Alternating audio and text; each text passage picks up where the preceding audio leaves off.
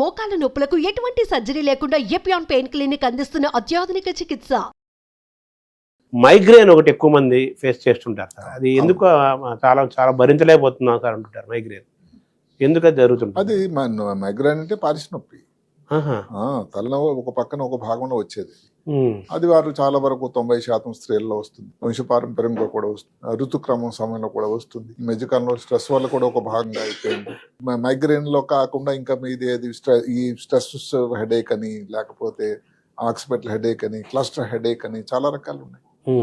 Migraine అనేది దాటిపోయి ఎప్పుడైతే రిపీటెడ్ గా వచ్చి దాని విధానాలు కానీ మారింది అనుకోండి, అప్పుడు దాన్ని మనం తీసిపడేయకుండా దానికి ఏదైనా బ్రెయిన్ లో కూడా కారణం ఉందా అని ఆలోచించాల్సిన అవసరం. మనం తీసుకునేటువంటి భోజనం కానీ, ఉండేటువంటి నిద్ర కానీ, ఉండే స్ట్రెస్ వల్ల కానీ, ఇవన్నీ కూడా ఒక మైగ్రేన్ లో ఒక భాగంగా, ఒక కారణాలుగా ఉంటాయి. ఇప్పుడు హెడేక్ కి బ్రెయిన్ కి మన మైగ్రేన్ కి ఏంటి సార్ డిఫరెన్స్? మైగ్రేన్ అనేది జనరల్ గా ఒక మెదడు లోపల కాదు, తల భాగం ఒక భాగంలో వచ్చేదాన్ని పారిశ నొప్పి అంటారు. రైట్ హాఫ్ కానీ, లెఫ్ట్ హాఫ్.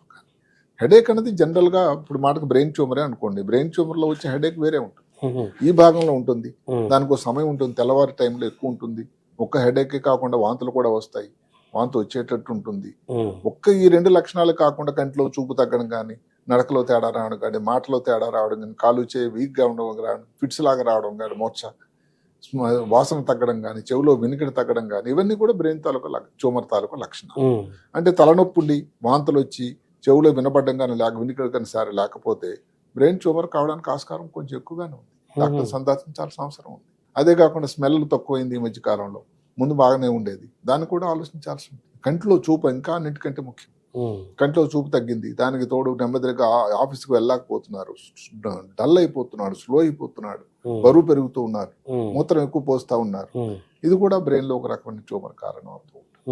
అంటే బ్రెయిన్ లో ట్యూమర్ అంటే ఏంటంటే, బ్రెయిన్ లో విధి తయారు చేసినప్పుడు ఈ ప్రాంతం, ఈ రక్తం ఎంత ఉండాలి, ఈ మెదడు తాలూకు భాగం ఎంత ఉండాలి, పురి భాగం ఎంత ఉండాలి అని నిర్దేశించాడు.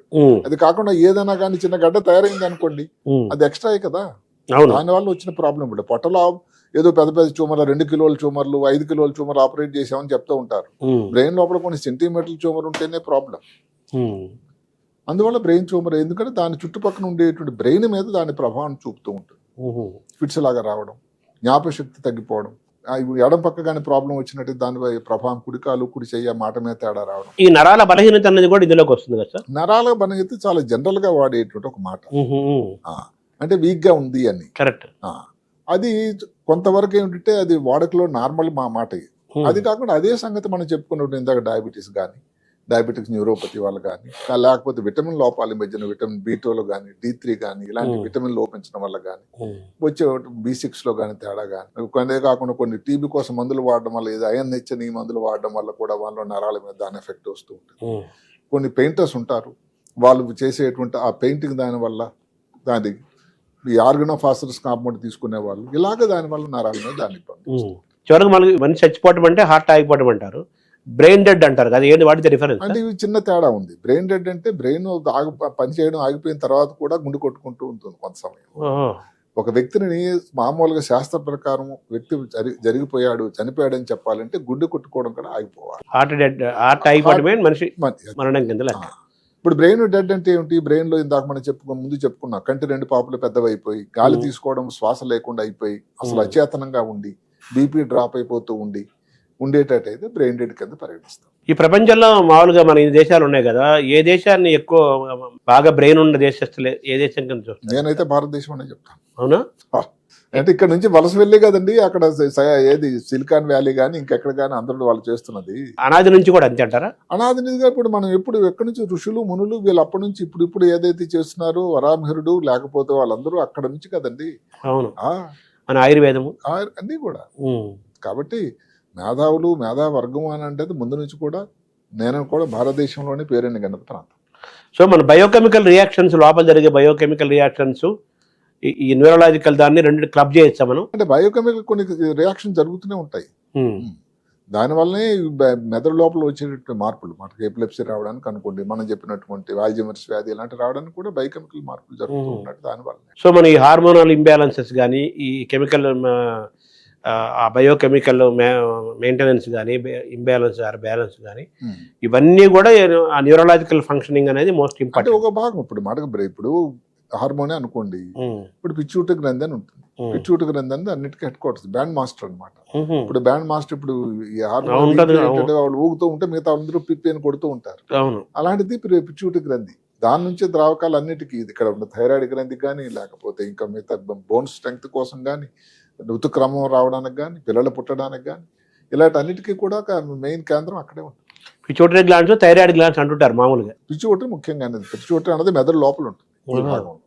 ఇక్కడ ఉండేది థైరాయిడ్. అలాగే మూత్రపిండాల మీద ఉంది ఎడ్రినలిన్ అంటాం. సో పిచ్యూటరీ గ్లాండ్ మన బ్రెయిన్ ఎలాగైతే మన శరీరంలో ముఖ్యమైన ఆర్గాన్, ముఖ్యమైన గ్రంథి అంటే పిచ్యూటరీ గ్రంథి. పిచ్యూటరీ గ్లాండ్ దానికి డ్యామేజ్ జరుగుతుంటుంది సార్? జరుగుతూ ఉంటుంది. ఇప్పుడు మాటకి ఏదో సడన్ గా యాక్సిడెంట్ అయింది అనుకోండి, చాలా రోజులు స్పృహ లేకుండా పిచ్యూటరీ గ్రంథికి ఆక్సిజన్ సప్లై సరిగ్గా జరగలేదు, అదొక పద్ధతి. పిచ్యూటరీ గ్రంథిలోని ఏదైనా రక్తం సప్లై తగ్గిపోయి నెక్రోసిస్ అంటాం, డ్యామేజ్ అయింది అనుకోండి, దానివల్ల పీరియడ్స్, స్త్రీలకు పీరియడ్స్ రావు, లేకపోతే పిల్లలుగా కలగరు, ఋతుక్రమం ఆగిపోతూ ఉంటుంది, ఇలాంటివి జరుగుతూ ఉంటాయి. అదే చోట్లోని కంటి నరాలు ఉంటాయి, కంటి నరాల్లో కూడా తేడా వస్తుంది, కంటిలో చూపులో తేడా వస్తూ ఉంటుంది, అదే కాక ఊబకాయం రావడం, ఇలాంటి కూడా పిచ్యూటరీ గ్రంథి తాలూకా లక్షణాలు. So pituitary gland very very powerful. పని తక్కువ చేయడం వల్ల కూడా వస్తుంది. ఎందుకంటే హైపోపిట్యూటరిజం అంటాం, చాలా స్లో అయిపోవడం, మొత్తం లీటర్ల కొలది పోయడం, డయాబెటీస్ ఇన్సిపిడస్ అంటారు. లేజినెస్ కూడా అందులో భాగమేనా? ఒక భాగం. డ్రౌజినెస్ ఒక భాగం.